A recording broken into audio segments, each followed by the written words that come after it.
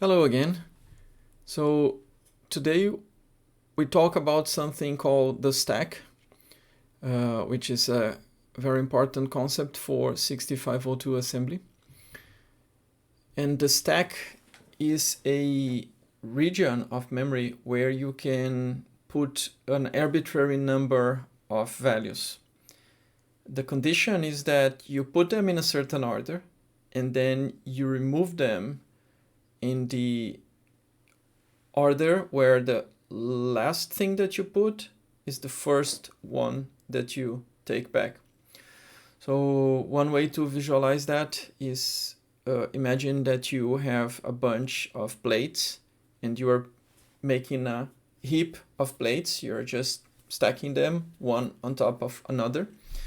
And when you come back and you want to take a plate, you don't try to take the first or the first one that you put down in the heap or in the middle, right? You take the one on top. So it's the last in. So the last one that you put on top of the pile, it's the first that comes off. So that's how the stack works. And this is actually important for large number of uses. For instance, when you have functions that are called functions that are calling functions, so each one can be piling up their data, and then as the last function exits, you come back to a previous function or subroutine, and then there they find their stuff, they take this stuff off, and then you go up, and then down. So, and everybody can consume their own data. So conceptually, this is how we should think about the stack.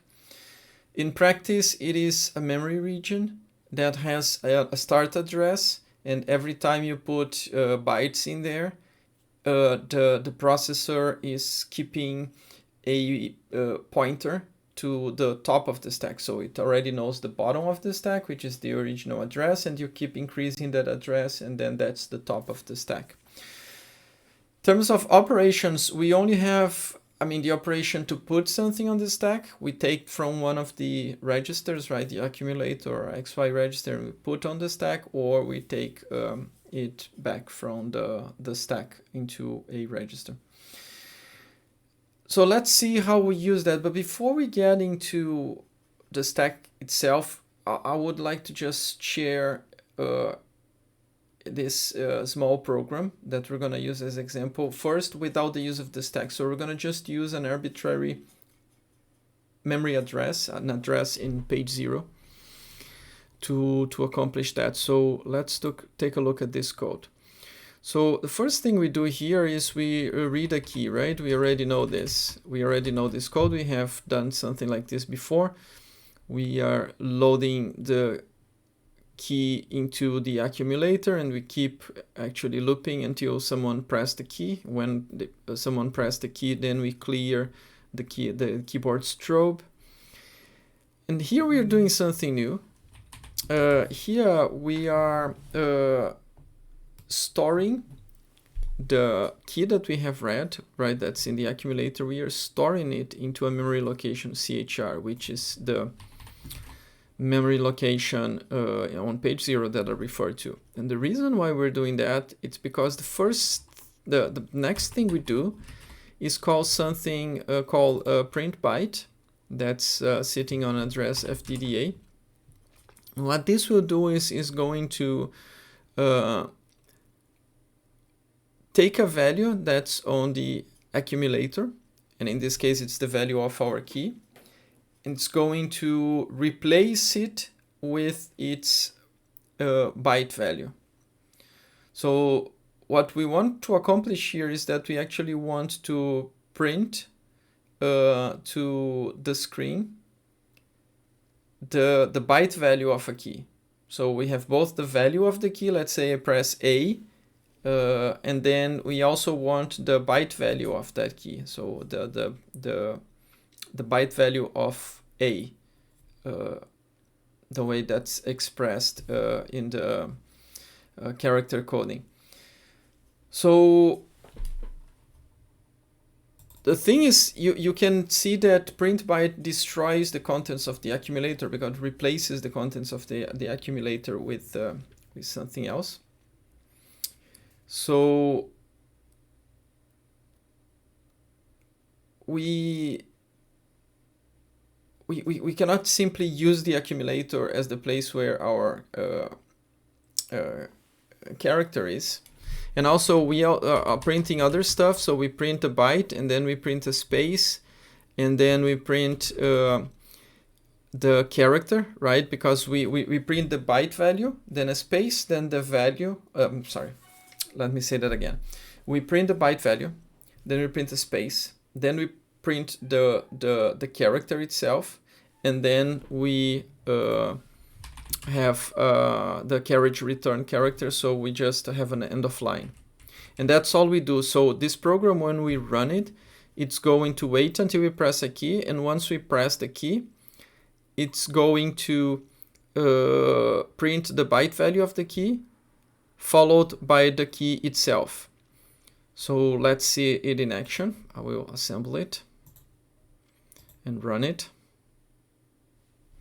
And now I have to press a key. So I'm gonna press the key, I don't know, A. So E1 is the byte value of the character lowercase a. Let's try that again with a different key.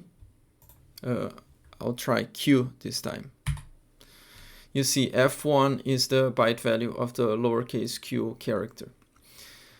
And you can see we have used this location in memory as the place to store the character, or in other words, either A or Q, the key that we pressed, while we had to do this logic. So another way that we can accomplish the same result here,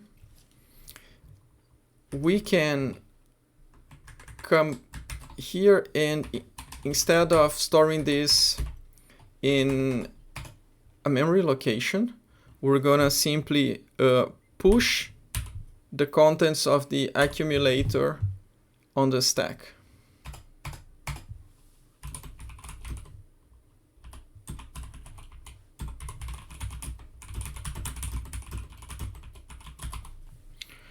So you see, we don't have to specify an address anymore, so I'll just get rid of this.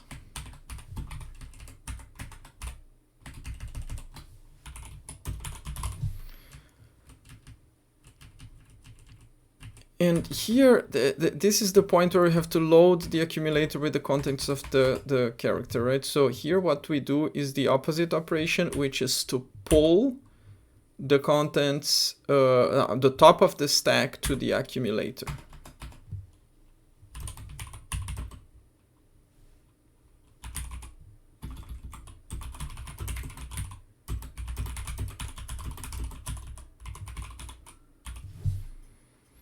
So this is what we do. And now we do not even have the definition of that CHR. Oh, I have to delete this one. Yeah. We don't even have the definition of that character anymore, that memory area that stores the character. Let's try.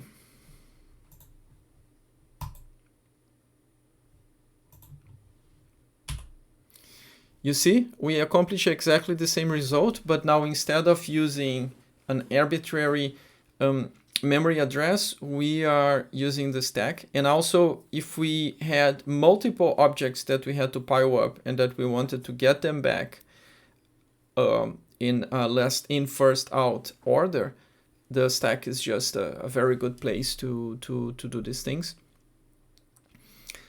And it's going to be quite useful in future endeavors that we have.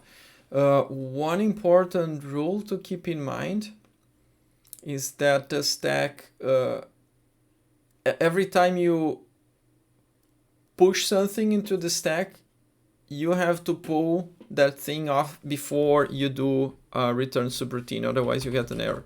So the same number that you push things into the stack, you have to do an equivalent number of pulling those things off the stack before you end your subroutine. But that's, I think, pretty much the sum of it. I hope you enjoyed it, and see you for the next chapter.